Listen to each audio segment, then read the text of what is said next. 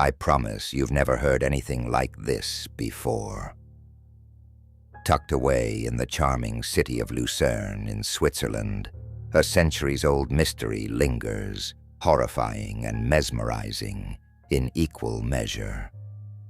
This is the uneasy tale of the haunting handprints of Lucerne.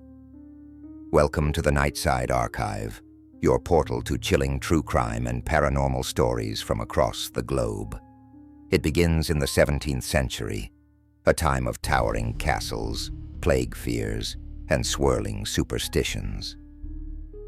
Lucerne was a place where folklore and reality blurred, and locals spoke of shadowy figures stalking its cobbled streets. Chief among these tales was the legend of a woman named Magdalena Roth, a seamstress who fell victim to the tangled web of her own resilience and circumstances. Magdalena lived in a dilapidated hut on the outskirts of the city. Widowed young, she made ends meet with meticulous needlework, showcasing patterns and designs as though they were plucked from dreams. But what makes her story turn sinister starts with her association with the affluent von Habsburg family. The von Habsburg estate loomed ominously on a hill overlooking Lucerne, like a watchful predator. Magdalena stitched gowns for the matriarch of the family, Baroness Esmeralda von Habsburg, a woman seemingly made of icy stares and secrets. Behind the closed doors of their grand Gothic home were whispers of discontent.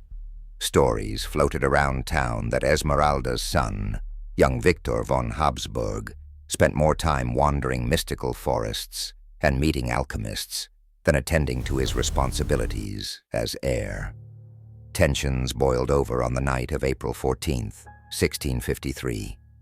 Witnesses claimed screams echoed out of the von Habsburg mansion at the stroke of midnight, followed by the roar of flames.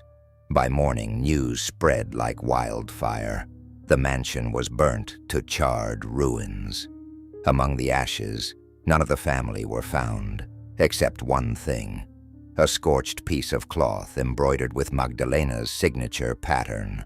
Rumor caught fire, and all fingers pointed at her.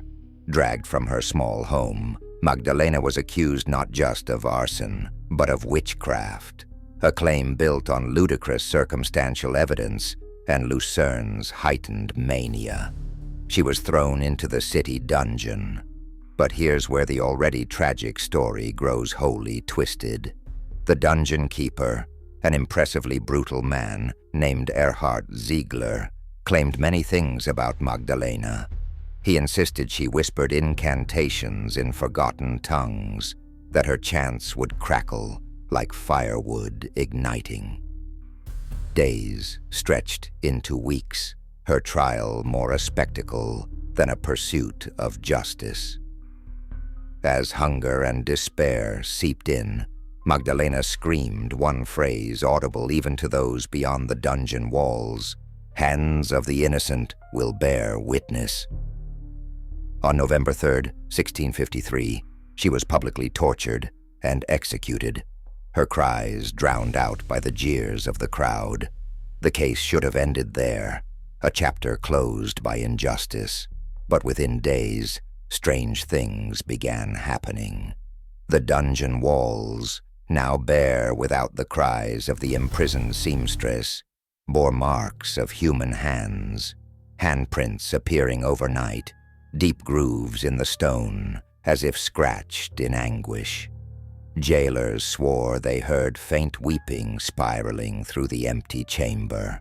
Lucia Eberhardt, the cellmaid, resigned her position in terror after swearing the shape of a young woman's hand imprinted itself on her arm during the nighttime rounds.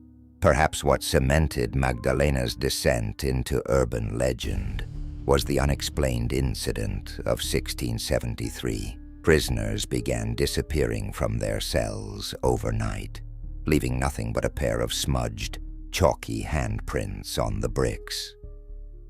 Whispers filled the streets of Lucerne that Magdalena's soul wasn't at rest, that she sought penance, or perhaps vengeance. Fast forward to the 1800s. The dungeon had been abandoned for over a century and repurposed as a wine cellar. But even then, workers constantly reported the unshakable sensation of hands gripping their ankles or brushing along their shoulders in the dead silence of night. Though skeptics dismissed these claims, a local investigator named Klaus Heilig had amassed no fewer than 33 reports of unexplained handprints emerging on workers' barrels or tools. Legend reached a fever pitch in 1910 when archaeological restoration on the site of von Habsburg Mansion unveiled something extraordinary yet chilling. Beneath the ruins, stuffed into the crevices of the foundation, were tattered remnants of embroidered fabric shockingly similar to Magdalena's work. Speculation soared. Had Magdalena in truth been both armorer and victim in a von Habsburg plot? But curious viewers, the story doesn't rest here. Modern-day Lucerne faces echoes of its ghostly past, even decades after these terrifying finds. In 1972, Lucerne police investigated several sightings of a veiled woman near the dungeon ruins. Reports came from tourists, eyes wide with fear, who described eerily pale but translucent hands skimming across the modern brick walls. And the handprints. They're no longer confined to the dungeon walls. Locals allege they've felt hand-shaped indentations pressing against rain-soaked windows during storms, or seen them streaking across car windshields on desolate roads. A little bakery owner named Julia Turner suggested her toddler once wandered off to the edge of the ruins, only to return excitedly claiming, "The sewing lady said hello," accompanied by a vivid red bruise, hand-shaped, on his arm. There have even been daring paranormal investigators over the years who've tried communicating with Magdalena.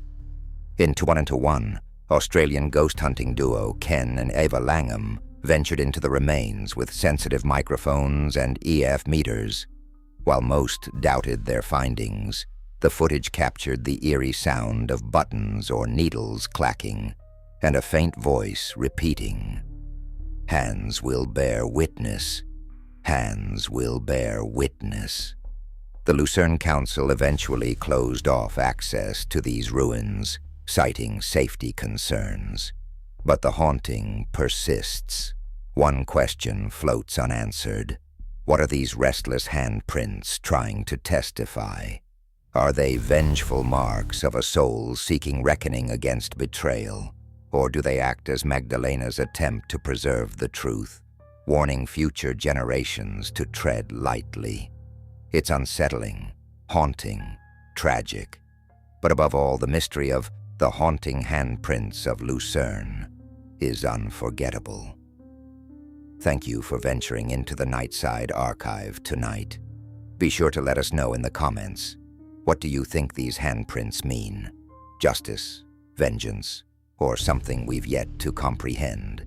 I'll be awaiting your theories in our next dark tale. Until then, ensure the expanded voiceover is even more entertaining, but that it maintains the same style, tone, and key points as the original.